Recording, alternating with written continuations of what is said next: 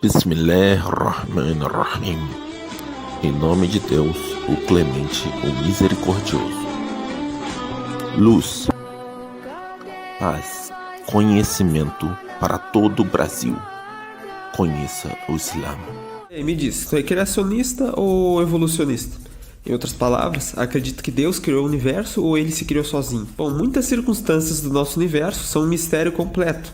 Outras conseguimos entender vagamente através da ciência. Existem outras questões que nós teorizamos. Nós tentamos explicar através de raciocínio lógico ou cálculos matemáticos. Mas os muçulmanos, aqueles que têm o Alcorão como palavra literal de Deus, não têm uma mente fechada. Vocês com certeza conhecem a história de Adão e Eva e a criação do ser humano através do barro. No Alcorão, a gente também encontra esse tipo de narrativa, umas histórias semelhantes.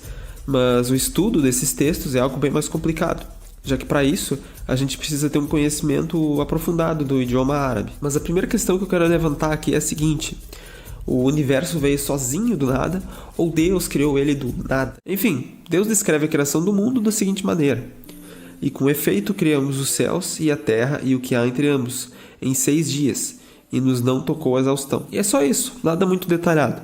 Mas daí vem aquela questão: se Deus é onipotente, por que ele não fez isso em menos tempo? Simplesmente porque, se fosse assim, não teria desenvolvimento.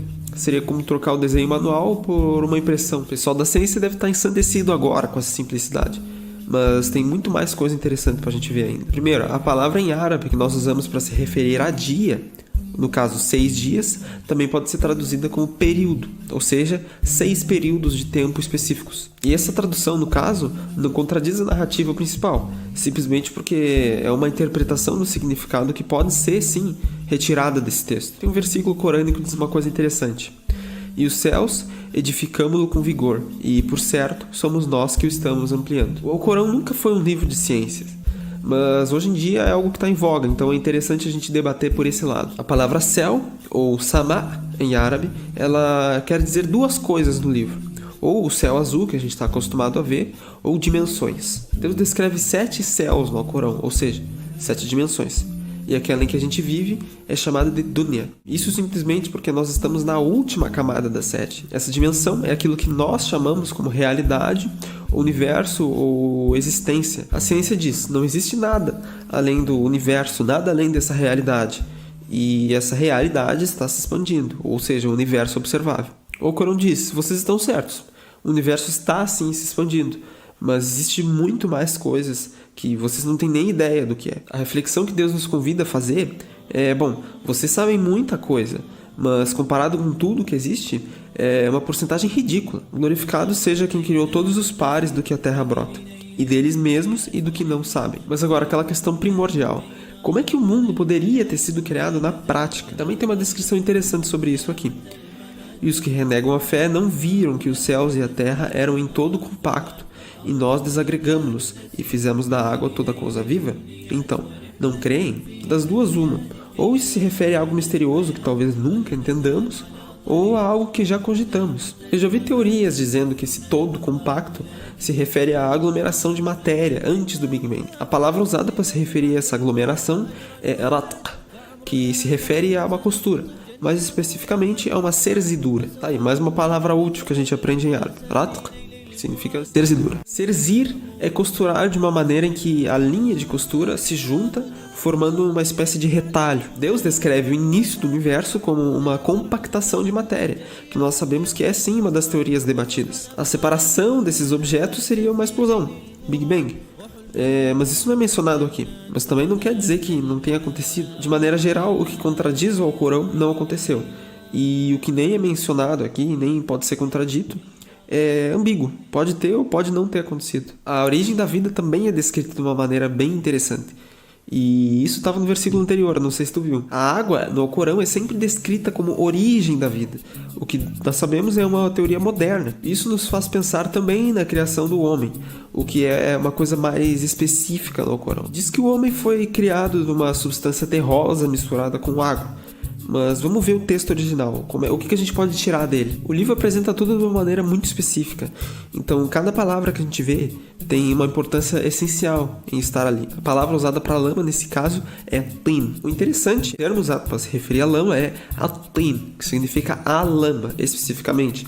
É diferente do termo que a gente viu anteriormente para se referir à criação do ser humano, que é tin, ou seja, uma lama qualquer. Até a água, que é usada para se referir à origem da vida, é a água e não é só uma água qualquer. Além disso, é posto um adjetivo junto com essa argila, que é lazib, que significa algo grudento, que adere com facilidade. Muitas descrições e escolhas de palavras são misteriosas, então nem sempre a gente pode concluir algo concreto disso. Esse termo específico, lazib, é usado quando Deus descreve a facilidade em criar o ser humano. Isso porque as leis da física são originadas da criação do mundo, o que quer dizer que essas leis são aquelas às quais Deus impôs a nossa existência. Nem tudo o que acontece é influência direta de Deus. Muitas das coisas são indiretas, são resultado de sucessões de casualidades. Como a criação das leis da física é inerente à criação do universo, a gente pode concluir que sim, a nossa criação foi sim algo direto, do ser humano também especificamente.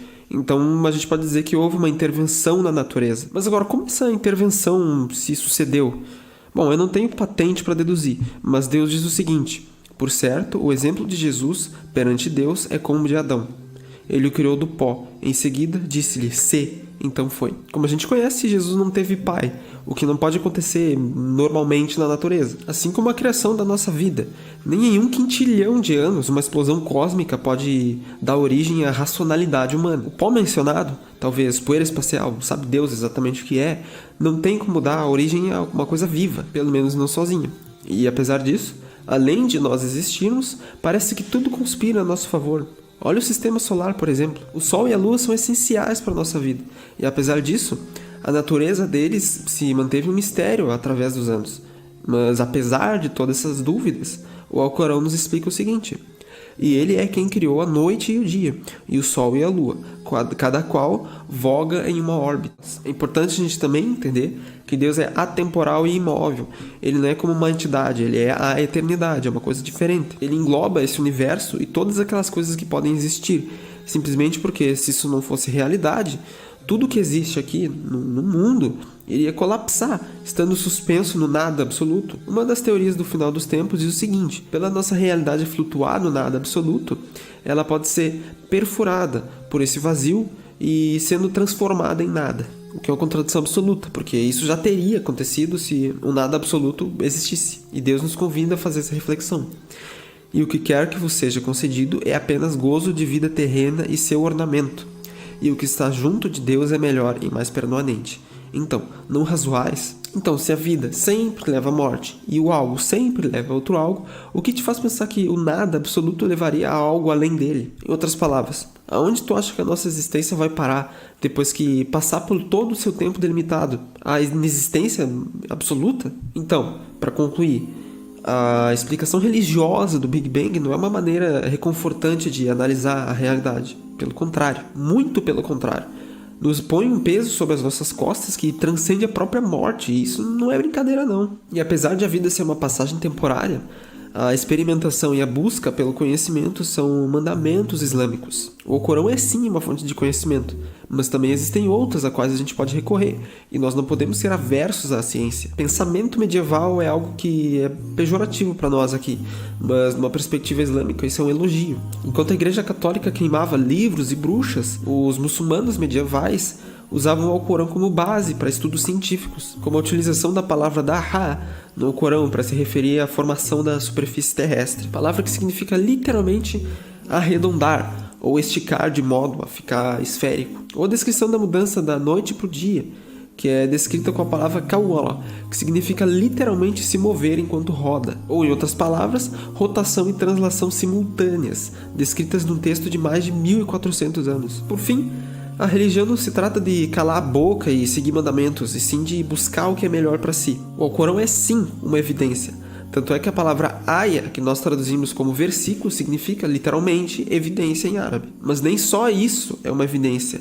Toda a realidade é uma prova de que existe muita coisa além da nossa compreensão finita. E é isso que Deus quer que a gente veja. Por certo, na criação dos céus e da terra e na alternância da noite e do dia, há sinais para os dotados de discernimento. Apesar disso, muita gente prefere dizer que não.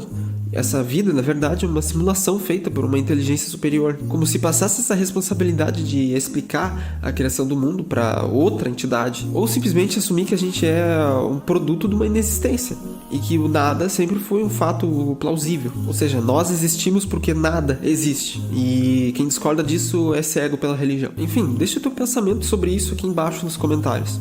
E não esquece de curtir se tu achou interessante. Se quiser continuar trocando ideia, é só clicar nessa playlist aqui. Tem muita coisa interessante. Jazakumullahu khair. Wassalamu alaikum wa rahmatullahi wa barakatuh.